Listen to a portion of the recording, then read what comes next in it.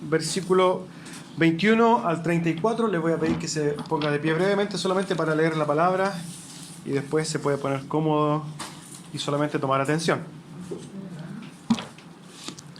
Marcos capítulo 1, versículo 21 al 34. Dice así la palabra de nuestro Dios. Y entraron en Capernaum, y los días de reposo, entrando en la sinagoga, enseñaba. Y se admiraban de su doctrina, porque les enseñaba como quien tiene autoridad y no como los escribas. Pero había en la sinagoga de ellos un hombre con espíritu inmundo que dio voces, diciendo: «Ah, ¿qué tienes con nosotros, Jesús Nazareno? ¿Has venido para destruirnos? Sé quién eres, el Santo de Dios». Y el espíritu inmundo, sacudiéndole con violencia y clamando a gran voz, salió de él. Y todos se asombraron, de tal manera que discutían entre sí diciendo: ¿qué es esto? ¿Qué nueva doctrina es esta? ¿Con qué autoridad manda uno a los espíritus inmundos y le obedecen? Y muy pronto se difundió su fama por toda la provincia alrededor de Galilea. Al salir de la sinagoga vinieron a casa de Simón y Andrés con Jacobo y Juan. Y la suegra de Simón estaba acostada con fiebre, y enseguida le hablaron de ella. Entonces él se acercó y la tomó de la mano y la levantó. E inmediatamente le dejó la fiebre y ella le servía. Cuando llegó la noche, luego el sol se puso, le trajeron todos los que tenían enfermedades y a los endemoniados. Y toda la ciudad se agolpó a la puerta. Y sanó a muchos que estaban enfermos de diversas enfermedades, y echó fuera demonios, y no dejaba hablar a los demonios porque le conocían. Amén. Tome asiento.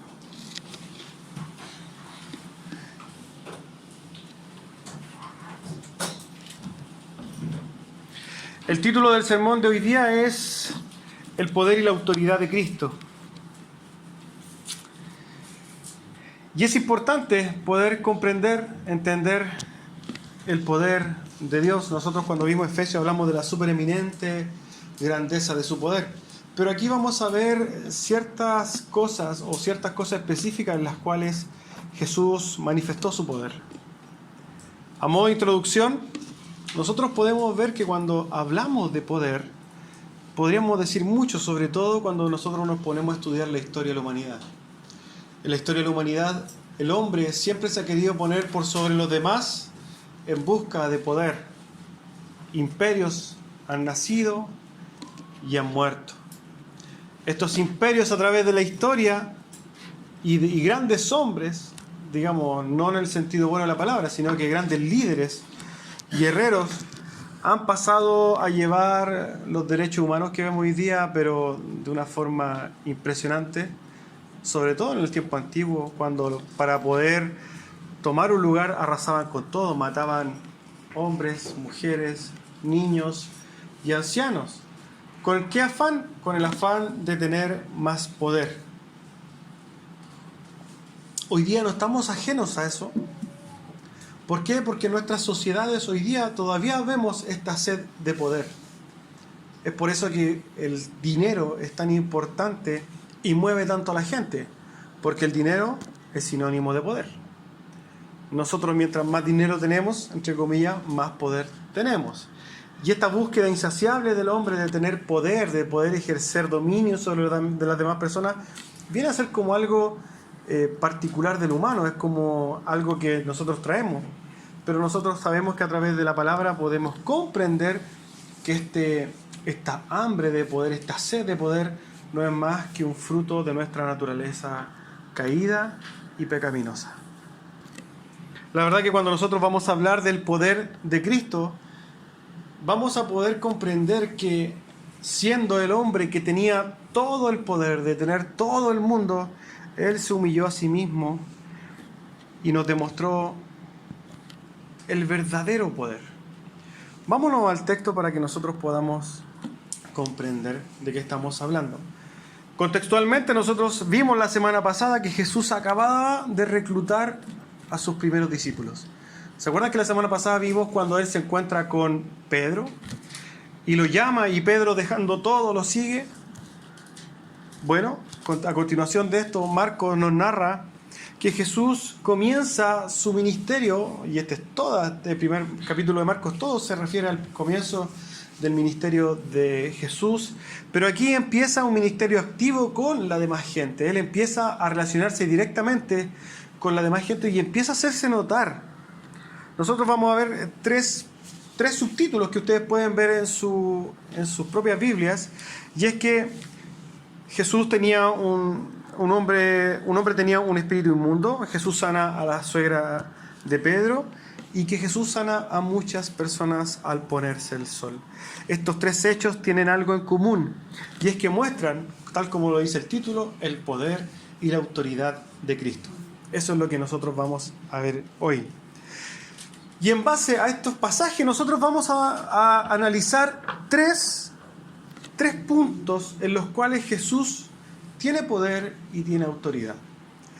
Yo no sé si usted alguna vez ha escuchado una exhortación de este pasaje que tiene que ver con las enfermedades y demonios, y siempre se le da un énfasis especial en el poder sobrenatural de echar demonios fuera y ejercer poder sobre las enfermedades.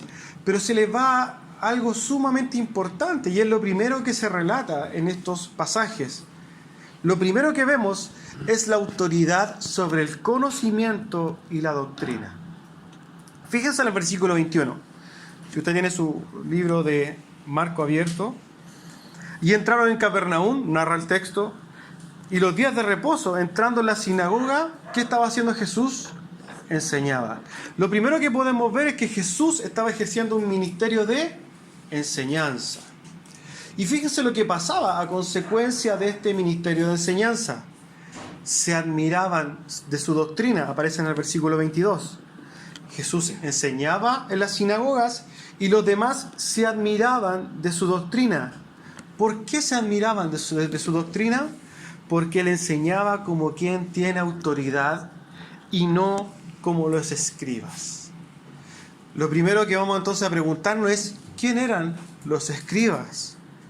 ¿Quiénes eran los escribas entonces? El término escriba procede del latín scriba y del hebreo sofer, que se traduce básicamente como secretario, escribano o copista. Estas personas, en el contexto del primer siglo y poco antes, esto viene como 5 siglos antes, eran personas instruidas en la palabra, eran una especie de eruditos de aquel tiempo, y se hacían cargo del estudio sistemático de la ley. Estudiaban profundamente la ley de Dios, en este caso todo el Antiguo Testamento. Y aparte de estudiarla, ellos tenían el trabajo de ¿qué? De exponer esta ley. Estos escribas muchas veces eran asociados con los fariseos. Por ejemplo, en Mateo 5, en palabras de Jesucristo, dice: porque os digo que si vuestra justicia no fuere mayor que la de los escribas y fariseos. Siempre los ponían como juntos.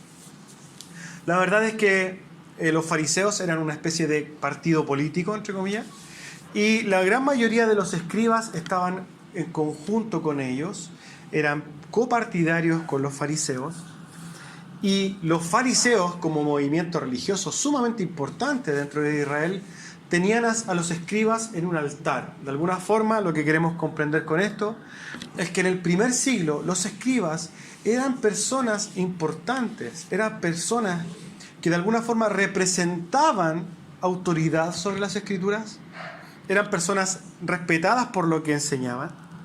Pero aquí nos debe llamar algo mucho la atención, y es que la gente se maravillaba al escuchar a Jesús, porque Jesús predicaba con una autoridad que no tenía igual, una autoridad inexplicable, que aún así, al compararlo con los hombres respetables de aquella época, los hombres respetables de aquella época eran nada al momento de compararlo con nuestro Señor Jesucristo, al momento de presentar la doctrina.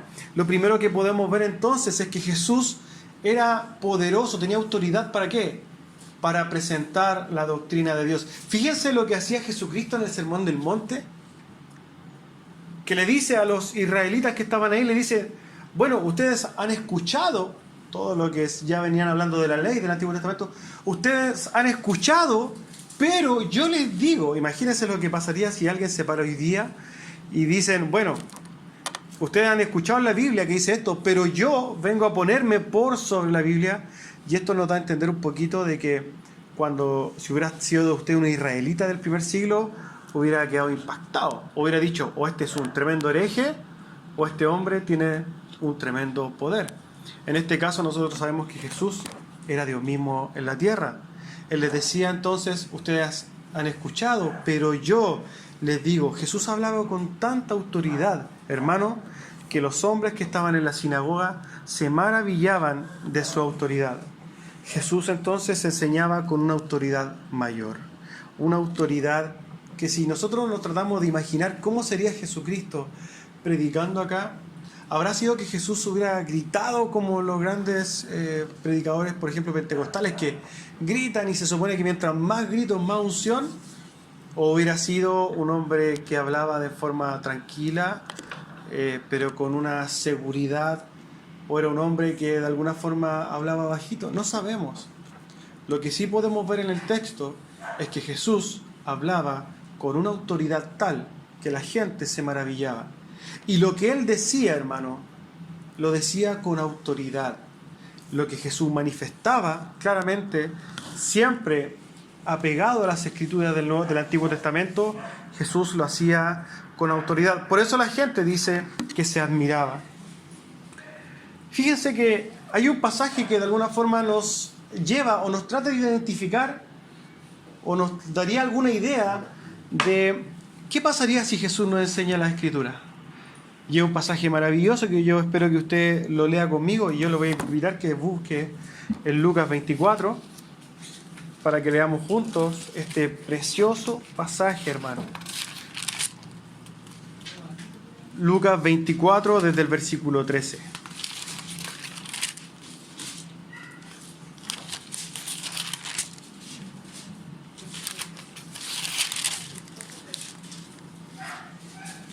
Este pasaje es conocido como los caminantes de Emaús.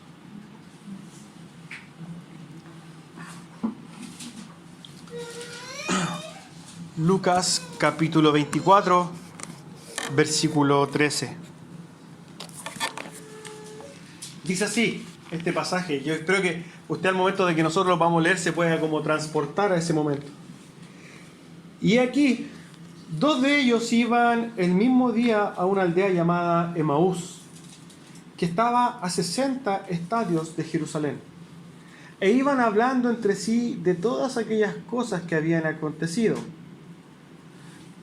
¿De qué cosas estaban hablando? De las cosas que habían sucedido, lo podemos ver después, en Jerusalén.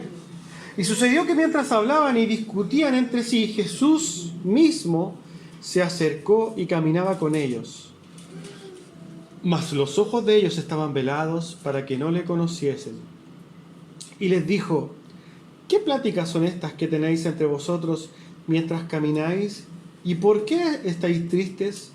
Respondiendo uno de ellos, que se llamaba Cleofas, le dijo, ¿eres tú el único forastero en Jerusalén que no has sabido las cosas que en ella han acontecido en estos días? Entonces él les dijo, ¿qué cosas?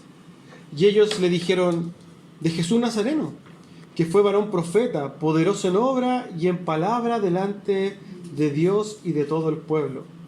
Y cómo le entregaron los principales sacerdotes y nuestros gobernantes a sentencia de muerte y le crucificaron. Pero nosotros esperábamos que Él era el que había de redimir a Israel. Y ahora, además de todo esto, hoy ya es el tercer día que esto ha acontecido. Aunque también nos han asombrado unas mujeres de entre nosotros, los que antes del día fueron al sepulcro. Y como no hallaron su cuerpo, vinieron diciendo que también habían visto visión de ángeles quienes dijeron que Él vive. Y fueron algunos de los nuestros al sepulcro y hallaron así como las mujeres habían dicho, pero a Él no le vieron. Entonces Jesús les dijo, Oh insensatos y tardos de corazón para creer todo lo que los profetas han dicho. ¿No era necesario que Cristo padeciera estas cosas y que entrara en su gloria? Y comenzando desde Moisés, fíjense en esto lo que empieza a hacer Jesús, y comenzando desde Moisés y siguiendo por los profetas, le declaraba en todas las escrituras lo que de él decían. Llegaron a la aldea donde iban, y él hizo como que iba más lejos. Mas ellos le obligaron a quedarse diciendo: quédate con nosotros, porque se hace tarde, y el día ya ha declinado. Entró pues a quedarse con ellos. Y aconteció que estando sentados con ellos a la mesa, tomó el pan y lo bendijo, lo partió y les dio. Entonces le fueron abiertos los ojos y le reconocieron, mas él se desapareció de su vista. Y fíjese lo que se decían los unos a los otros. Y se decían el uno al otro: ¿no ardía nuestro corazón en nosotros mientras nos hablaba en el camino y cuando nos abría las Escrituras? Si nosotros estuviéramos hoy día frente a Jesús predicando, yo creo que no hubiera pasado lo mismo. Y yo creo que lo que pasaba en las sinagogas cuando Jesús estaba predicando era lo mismo. Que al momento de escuchar a Jesús ardía el corazón al entender cómo Él predicaba con tanta autoridad la palabra de Dios.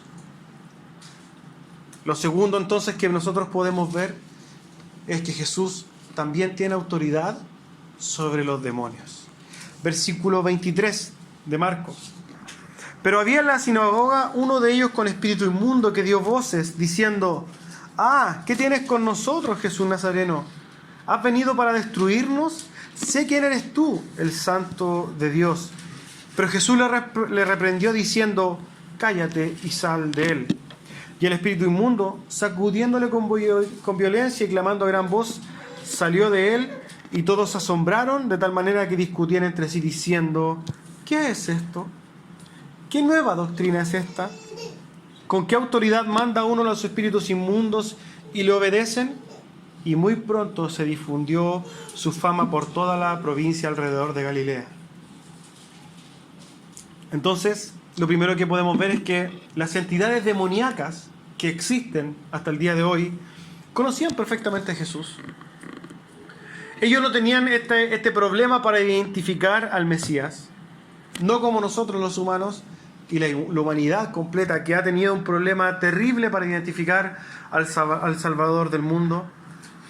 De hecho, mucha gente niega incluso la existencia de Jesús. Pero los espíritus inmundos, que están en un lugar donde nosotros no podemos entrar, conocían perfectamente a Jesús. Y lo que nosotros vemos es que Jesús les reprendió. Y aquí vamos a hablar muy brevemente de una muy mala enseñanza que se ha hecho en las iglesias. Desde que yo vengo a la iglesia escuché esto. Lo que se dijo es que Jesús les reprendió. La pregunta es: ¿qué significa reprender? Yo he escuchado muchos cristianos decir: tú tienes que reprender ese demonio de lo que sea. Tú tienes que reprender a Satanás. Pero la palabra reprender significa lo siguiente bajo la Real Academia de la Lengua Española: corregir, amonestar a alguien vituperando o desaprobando lo que ha hecho o dicho. En otras palabras, si nosotros dijésemos vamos a reprender un demonio, no significa echar un demonio. Una cosa es reprender, yo puedo reprender a mis hijos, y otra cosa es echar fuera. La gente y el cristiano que realmente es enseñado, se le ha dicho que reprender significa poco menos que echar fuera, y está totalmente equivocado. Reprender significa retar, amonestar, llamar la atención. Cuando nosotros vemos entonces a través de la Escritura que dice Jesús lo reprendió, y esa es la segunda parte donde nosotros vemos la forma de reprender que utilizó Jesús. Y la reprensión fue: primero, cállate. Esa fue la reprensión. Al momento de decir cállate, y como podemos ver después, nosotros decimos que él no permitía hablar a los demonios, cállate, y lo segundo, lo echa. Entonces, nosotros tenemos que tener bien claro esta forma, lo que significa reprender. Reprender significa, hermanos, corregir, llamar la atención, amonestar. Y otra cosa muy diferente es echar fuera un demonio. Entonces, en el caso de que usted le digan, reprenda a ese demonio, usted puede decirle, yo no tengo por qué retar a ese demonio porque la verdad que ni siquiera le tengo que hablar. ¿Cierto? Jesús entonces, como reprendió al demonio, le dijo, cállate y sal de él. En otras palabras, lo amonestó y lo echó. Pero fíjense en esto, Jesús, para poder echar fuera un demonio, él tenía autoridad para hacerlo. Y ojo con esto, Mateo 8, 31, 32 nos dice, y los demonios le rogaban, diciendo, si vas a echarnos fuera, mándanos a la piara de cerdos. Entonces él les dijo, id. Y ellos salieron y entraron en los cerdos. Y aquí la piara, bueno, ya sabemos lo que pasó. Marcos 9:25, cuando Jesús vio que se agolpaba una multitud, reprendiendo al espíritu inmundo, diciéndole, espíritu mudo y sordo, yo te ordeno, sal de él y no vuelvas. Lo que podemos ver a través de la Escritura es que Jesús tenía autoridad y tiene autoridad sobre las entidades demoníacas. Ahora, ¿qué tiene que ver esto con nosotros? Y nosotros llevando este tema de cómo relacionarnos con las entidades demoníacas al día de hoy. Nos podríamos preguntar entonces, ¿qué pasa con nosotros al día de hoy? ¿Tenemos autoridad sobre demonios hoy día? La respuesta corta es no. Y la respuesta larga, vamos a verla a continuación.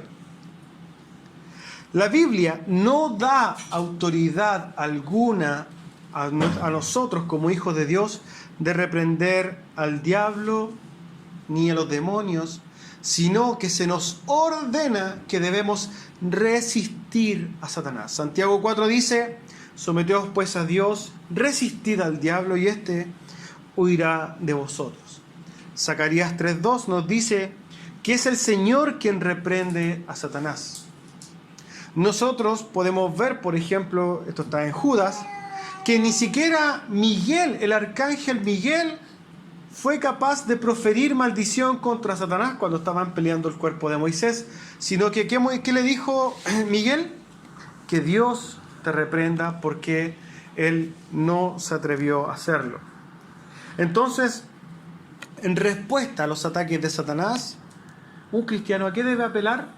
A Cristo. Cuando nosotros nos relacionamos con un endemoniado, con el caso, por ejemplo, de la película Exorcista, ¿cómo se llama? De Emily Rose, claro. Nosotros podemos ver toda esta casi liturgia que se hace para poder sacar un demonio, donde van con crucifijo, le tiran agua bendita, y todo ese show que no existe. La verdad que nosotros, si nos encontramos con Emily Rose, nosotros no vamos a ir a sacar a ese demonio, en lo absoluto. Nosotros recurrimos a Cristo. Recuerden que nosotros, para ejercer una guerra espiritual tal como la dice la Biblia, tiene que ver con la armadura de Dios que nosotros ya hemos visto en detalle. Pero cuando nos encontramos con esta representación demoníaca cara a cara, nosotros tenemos que analizar qué nos dice la palabra de Dios, y lo que nosotros podemos comprender es que nosotros nos vamos a ir a echar fuera un demonio. Pongamos en este caso, y yo creo que puede pasar. Ustedes van a su casa a golpear la puerta porque saben que usted es cristiano, y no sé, pues una adolescente de 2 cuadras más allá estaba jugando con la ouija, la poseyó un demonio y viene donde usted y dice, vengan a ayudarnos porque esta persona está endemoniada. ¿Puede suceder eso? Sí, puede suceder. El tema es qué va a hacer usted cuando alguien vaya a buscarla. ¿Va a pararse con su autoridad de cristiano, como lo hacen muchos cristianos, y va a pararse, va a ir a golpear la casa y te reprendo, demonio? La verdad que no. Usted no puede ir a hacer eso, porque si usted hace eso, eso es totalmente antibíblico. Lo que usted tiene que hacer es vaya, arrodíllese y ore a Dios si es que tiene misericordia y la salva. Pero usted no va a ir a ejercer autoridad sobre entidades demoníacas. No haga tal de ir y tratar de imponerse sobre las entidades demoníaca. Fíjense que hay un pasaje en el Nuevo Testamento donde pasa algo similar. Unos hombres que considerados eran cristianos, pero no eran a los cuales tenían autoridad. Ojo, eran de otros. Y esto lo vamos a poder ver un poquito más adelante. Estos hombres se creyeron el cuento y dijeron, vamos a echar demonios fuera. Entonces cuando fueron a echar demonios, el demonio le dijo, ¿y tú quién soy? Yo conozco a Pablo, no sé, conozco a Jesús, pero ¿y tú quién soy? Y nosotros podemos ver en la Escritura qué es lo que sucedió. Ellos salieron trasquilados. ¿Por qué? Mucha gente hoy día nos va a decir, oye, pero si en Lucas 10 dice, aquí os doy potestad de hollar serpientes y escorpiones y sobre toda fuerza del enemigo, nada os dañará. Entonces, nosotros podemos ver en el Nuevo Testamento que a la iglesia y esto dicen, a la iglesia se le dio autoridad sobre demonios. Pero nosotros tenemos que decir, ojo, los pasajes bíblicos tienen contextos. Y es para eso que nosotros nos podemos ir a Lucas 10, ya que estamos en Lucas, y podemos ver hasta en el subtítulo de este pasaje de Lucas 10, y en este pasaje dice, capítulo 10, parte de esto, y ojo lo que dice el título, esto nos debería generar alguna duda. Dice, la misión de los 70. Esto que Jesús está diciendo se lo dijo a 70 personas que las envió con un propósito a cumplir una función específica. Y estos 70 fueron los que más adelante le dicen, oye, estamos contentos porque se nos sujetan los demonios. Pero ojo, eran 70. Y esos 70 fueron. Y fue en ese momento. Hoy día nosotros no tenemos y no podemos tomar esa palabra. Pero después, en Mateo 10 dice, a estos 12 envió Jesús y les dio instrucciones. ¿A qué 12 envió Jesús después? A los apóstoles. Y les dio instrucciones diciendo, por camino de gentiles no vayáis, y en ciudades de samaritanos no entréis, sino id antes a las ovejas perdidas de la casa de Israel, y yendo predicad diciendo el reino de los cielos acercado. ¿Y qué les dice? Fíjense en esto. Sanad enfermos, limpiad leprosos, resucitad muertos, echad fuera demonios, dad de gracia lo que de gracia recibiste. La pregunta es esta. ¿A quién se le dio autoridad para echar fuera demonios, para resucitar muertos, para limpiar leprosos y para sanar enfermos? ¿Fue a toda la iglesia o fue a los 12? A los 12.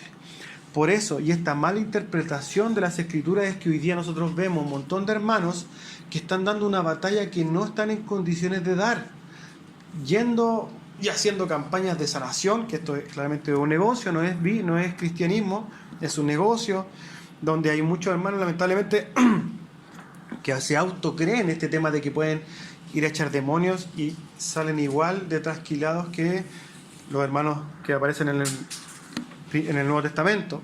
La verdad que nosotros podemos comprender que el único que tiene autoridad eterna para echar fuera un demonio hoy día vigentemente es nuestro Señor Jesucristo, ninguno más. Entonces, si usted se encuentra en esta situación y usted va a orar por alguien que está endemoniado, no venga y diga te reprendo, porque eso sería un tremendo error. Ora a su Padre que está en el cielo y diga, Señor, le pido que tenga misericordia de este endemoniado, y si usted quiere, en su misericordia y en su soberanía lo hace, pero no establezca cosas que usted no puede establecer.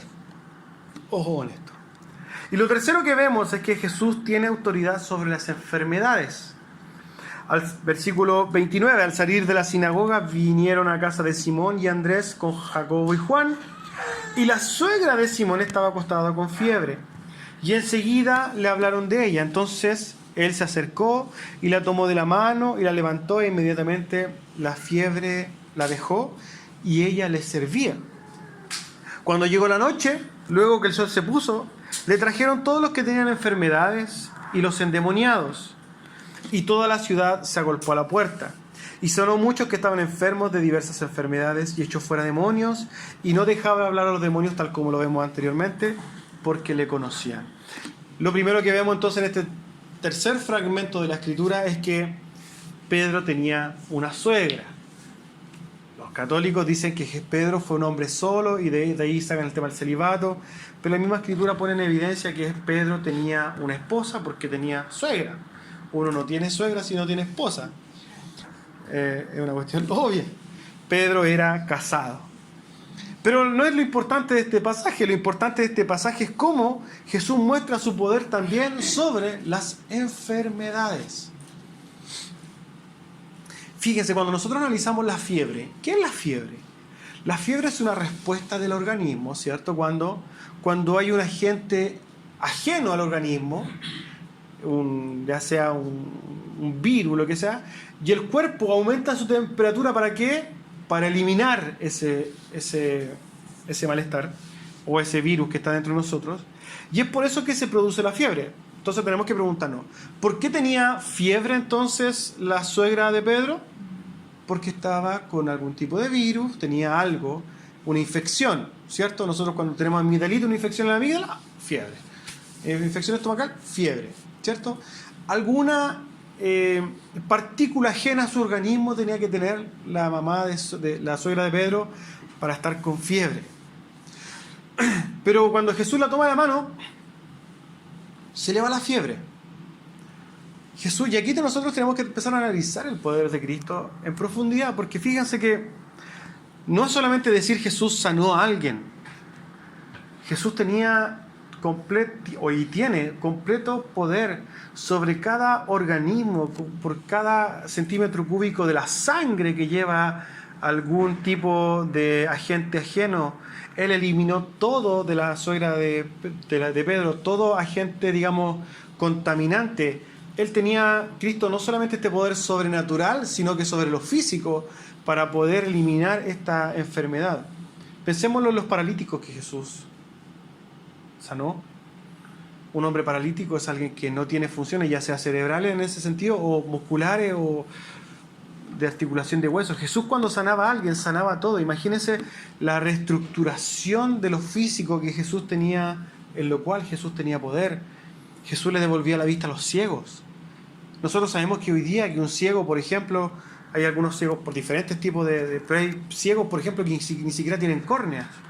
Entonces, cuando hablamos de que Jesús hace recobrar la vista de algunos, puede haber hecho córneas de la nada, puede haber sanado quizás cosas que hoy día nosotros sanamos fácilmente con una operación, alguna catarata, quizás, no sé, pero Jesús tenía este poder no solamente sobre decir las cosas, sino que era algo sumamente profundo que se manifestaba en lo físico, en lo nuestro, en nuestros cuerpos, en cada tendón, en cada partícula de nuestro ser, en cada átomo. Jesús tiene control y poder sobre todas estas cosas. Jesús no solamente mostró el poder entonces con la suegra de Pedro, sino lo hizo con cada hombre, con cada persona que él sanó. Ahora bien, la misma pregunta nos podemos hacer hoy día, contextualmente. Hoy día nosotros podemos ir y andar poniendo autoridad sobre las enfermedades. Nuevamente la respuesta corta es no. Hoy día no hay nadie que pueda ejercer este poder sobre las enfermedades, como lo hacía así Pedro, ¿cierto? Pedro cuenta en el Nuevo Testamento que él iba caminando, en el libro de Hechos, que iba caminando y su sombra sanaba a la gente. Imagínense el poder. Pero ¿por qué Pedro tenía ese poder? ¿Porque era algo de Pedro o era algo que Dios le había dado específicamente a Pedro y a los 12 apóstoles? Y luego claramente a Pablo. Era algo que contextualmente se le dio a ciertas personas para ciertos propósitos. Pero hoy día nadie tiene la autoridad de decir, sal de ahí enfermedad, yo tengo el don, entre comillas, de sanidad, ese don ya no existe. Pensemos en esto, si existiera el don de sanidad, no existirían los hospitales. ¿Por qué? Porque estarían todos nuestros hermanos con don de sanidad en los hospitales y todos sanarían, ¿cierto? Pero hoy día esto ya no está vigente. Esto no quiere decir, ojo, que Dios hoy día no sana, porque sí sana. Pero ¿cómo sana hoy día Dios? Hoy día cualquier hijo de Dios puede, usted mismo, puede orar por un enfermo. Y si Dios tiene misericordia y orando a Dios para que Él lo sane, pidiendo, no exigiendo, pidiéndole a Dios con reverencia que Él lo sane, Dios lo puede hacer. Usted no tiene que ser ni el pastor, ni un profeta, ni un apóstol, ni un levita, nada, para poder orar por otra persona. Usted solamente necesita tener el Espíritu Santo de Dios. ¿Y cuándo lo tiene? Cuando usted es un hijo de Dios. Entonces, hoy día nosotros no tenemos este don. Y ojo con la palabra don. El don implica que esto viene conmigo. Lamentablemente en muchas iglesias se hablan de un montón de dones, pero esos dones no están vigentes. No es algo que yo tengo y que ore por alguien. Nosotros tenemos un testimonio muy lindo aquí con nuestro hermano, que nosotros íbamos a los hospitales hace un tiempo y había un niño que estaba en una situación terminal. Nuestro hermano ora por él y el niño se sana. Gracias a Dios él está bien, hoy día su familia conoció a Cristo, etcétera, etcétera. Pero eso no quiere decir que este hermano tenga el don de sanidad. Este hombre fue usado por Dios para orar por alguien y Dios sigue sanando. Pero eso no significa que tenga el don. ¿Por qué? Porque le hubiéramos mandado al tirón del Robbie, al hermano Robbie, y le he dicho, sal de ahí, y Robbie estaría con nosotros. Pero no, está acostado, enfermo hoy día. Ojo con cómo nosotros nos relacionamos con ciertas cosas. Tenemos que ser bíblicos para relacionarnos con estas cosas. Entonces, lo que podemos establecer de este pequeño pasaje donde se muestra la autoridad y el poder de Dios y llevarlo a nuestras vidas hoy día, es que nosotros tenemos que tener un tremendo consuelo, hermanos, que el Dios Todopoderoso, nuestro Jesucristo, nuestro Salvador, tiene control y poder y autoridad por sobre todas las cosas. Incluso, hermano, aquí hablamos de 3 aspectos, pero hay muchos más aspectos en los cuales Jesús es poderoso. Aquí hablamos, por ejemplo, de la doctrina, que claramente la doctrina de Cristo es la doctrina real. Hablamos que Jesús tiene poder sobre las entidades demoníacas, que, ojo, que sí existen. Y también hablamos de que Jesús tiene poder sobre las enfermedades. Pero Jesús tiene mucho más poder sobre otras cosas, sobre nuestro trabajo, sobre quizás nuestras relaciones. Jesús tiene poder sobre nuestro caminar en todo sentido, digamos, desde el momento en que me levanto, de mantener mi vida, mi circulación, desde el momento en que yo me subo a un auto, es el encargado de mantener que mi auto no explote por a veces motivo. La verdad que nosotros no sabemos cuántas veces somos librados de la muerte, ni siquiera hemos sabido, ni siquiera podemos imaginar cuántas veces hemos sido librados de la muerte y nosotros nunca supimos. Nada, hermano, nada a usted lo separa hoy día de salir a la calle y volver con vida. Nada lo separa de otros cuantos cientos de personas diarios que hoy día salen con la mejor de las disposiciones desde su casa a su trabajo y choca con un vehículo X, con una micro, con un camión y muere. Usted no tiene idea de las cosas que pasan.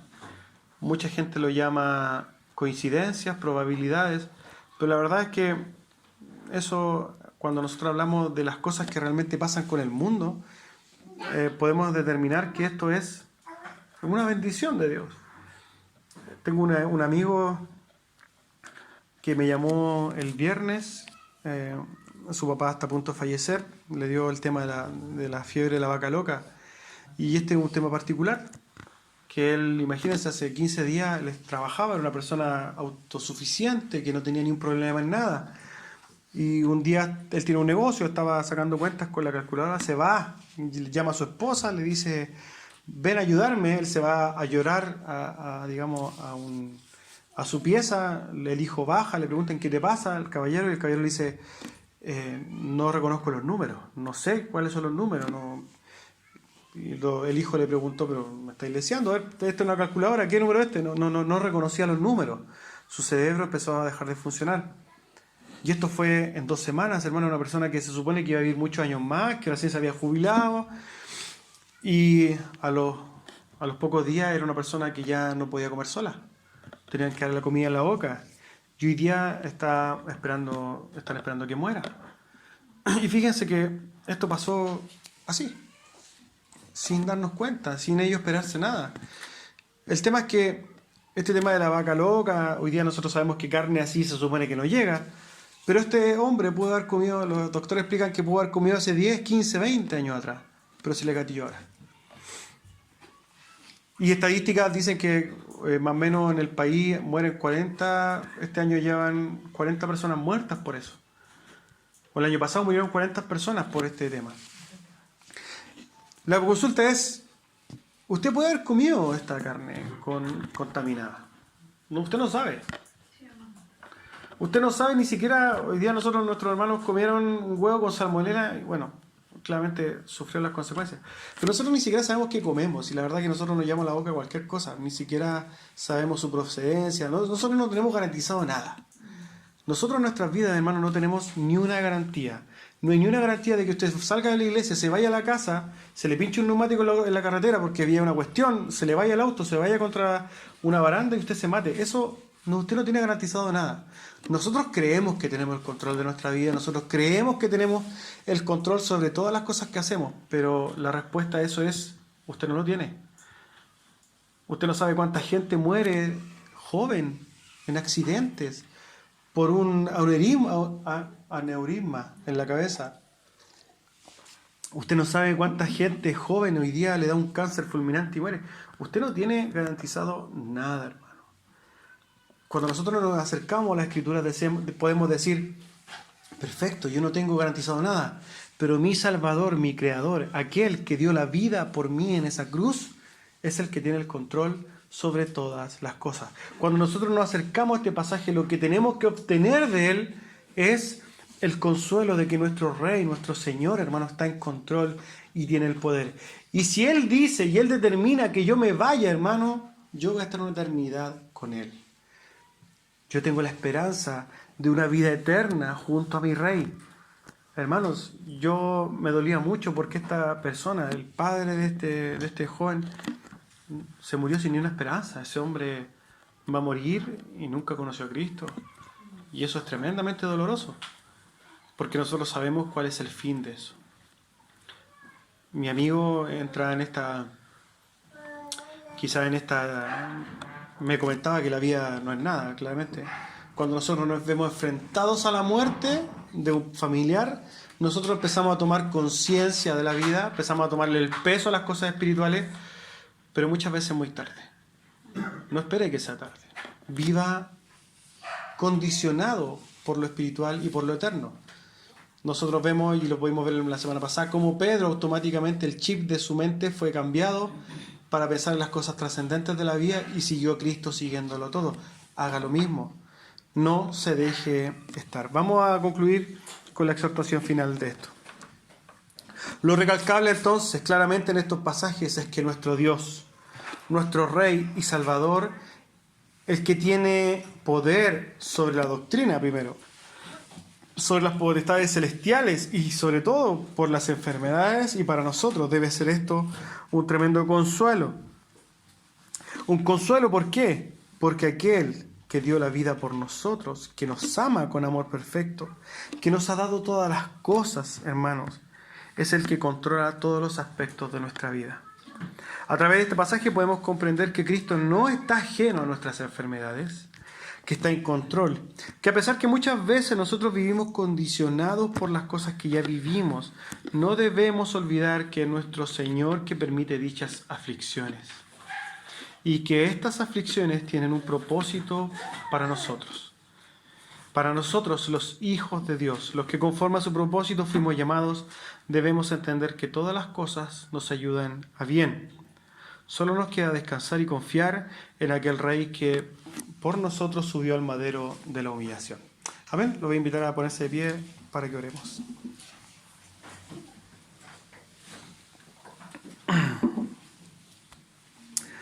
Amado Dios y Padre Celestial, nos dejamos, Señor, de